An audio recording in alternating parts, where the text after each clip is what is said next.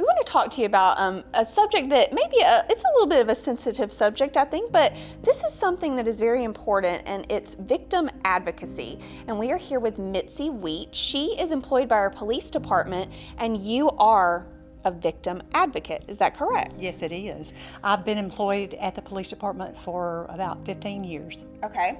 I want you to give me a little bit of background on you and why this is important to you. Okay.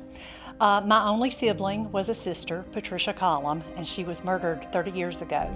So I've worked on a volunteer basis with families of homicide victims for about 25 years. And when I retired from teaching, the police chief was aware of that volunteer service, and he had a grant and asked if I would like to have that position.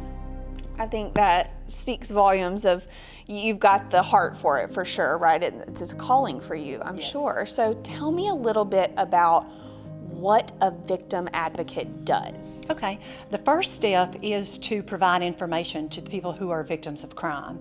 If it's a burglary, identity theft, harassment, all of those issues, most people don't know what they should do next. They do the police report, and a lot of times people have watched crime shows on television and they think all they have to do is the report and the police handle everything after that.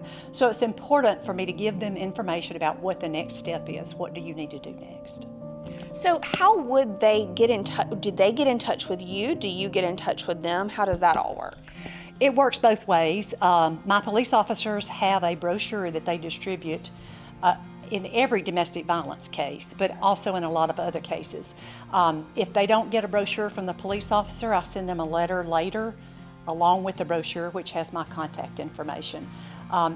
Before a case comes to court, I do call the victims to discuss the disposition of the case and what we think would be best to resolve it. I know that this is such a need, and I know that the police department is so thankful to have you, and especially our victims, because I feel like when you're in that position, you really don't know where to go or turn. So when you have someone like you that guides them in that process, I know that is so incredibly helpful, and how wonderful for Calera to provide that for them, right? Yes, it is. It's a much needed service. Absolutely. Well, thank you so much for sharing that with us. And if anyone, I guess, needs to get in touch with you, they can get in touch with you through the police department? Yes, ma'am. All right. Thank you, Mitzi. Thank you.